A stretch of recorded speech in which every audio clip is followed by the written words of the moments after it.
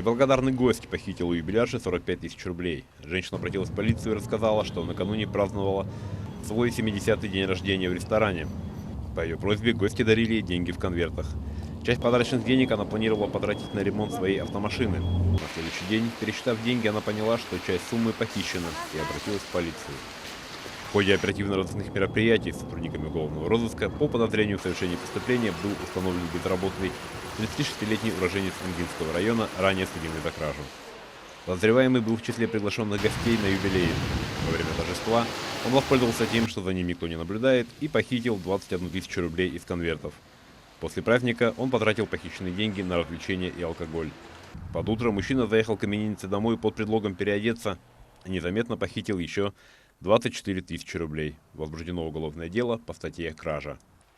Участковым уполномоченным полиции по Чоропчинскому району в ходе мониторинга лесных ресурсов выявлен факт незаконной вырубки леса.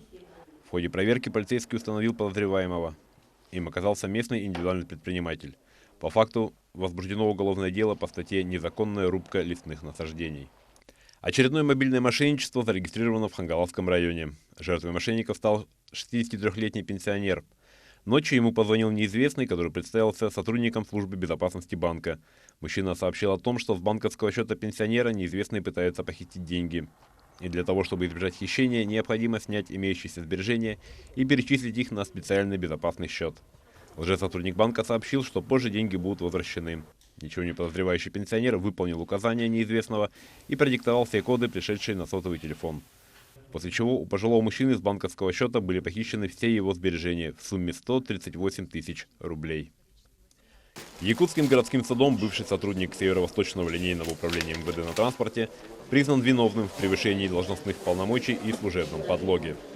К сотруднику транспортной полиции обратился его знакомый в интересах 17 граждан Республики Кыргызстан, у которых истек срок регистрации по месту жительства на территории России, с просьбой привлечения последних к административной ответственности за якобы нарушение миграционного законодательства. Это бы помогло продлить иностранцам срок пребывания в России. Полицейский в отсутствии эффективно привлекаемых к административной ответственности лиц без составления протоколов лично вынес решение в отношении 17 граждан Киргизии и подписал их от имени начальника управления. Кроме того, в целях придания документам видимости официального статуса поставил оттиски печати ведомства и передал подложные постановления в отдел по вопросам миграции.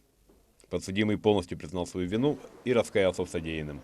Приговор 1,5 года условно вступил в законную силу. В Якутске в результате пожара погиб человек. В частном доме по улице 50 лет Советской Армии в столице республики произошел пожар. По сообщению Следственного комитета, при тушении пожара на месте происшествия обнаружено тело мужчины. Его личность пока не установлена. Причина смерти станет известна после проведения судебно-медицинской экспертизы.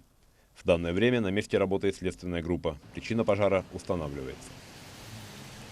В реабилитационном центре, которым руководит религиозная группа на острове Тринидад, полиция обнаружила десятки людей, закованных в наручники. Подробности рассказывает Елена Островская. Десятки людей, прикованных к кроватям, помещенных в клетки и камеры без окон, обнаружила в среду полиция островного государства Тринидад и Тобаго. Такую страшную картину сотрудники правоохранительных органов увидели, прибыв в Центр реабилитации для бывших заключенных и наркозависимых, основанный пастором Гленном Аваном 19 лет назад. Полицейские назвали это современным рабством. В заведении находились 65 мужчин и 4 женщины в возрасте от 20 до 60 с лишним лет. Все граждане Тринидад и Тобаго. Комиссар полиции Гэри Гриффит рассказал, что некоторых людей годами удерживали в нечеловеческих условиях и пытали. Всех вызволенных доставили в медицинские учреждения. 6 сотрудников заведения правоохранительные органы арестовали. Центром под названием Transformed Life Ministry «Миссия преображения жизни» руководила местная религиозная группа. Согласно официальному сайту организации, отбывая 7-летний тюремный срок, Гленн Аван внял голосу Бога и приступил к своей миссии прямо в стенах темницы.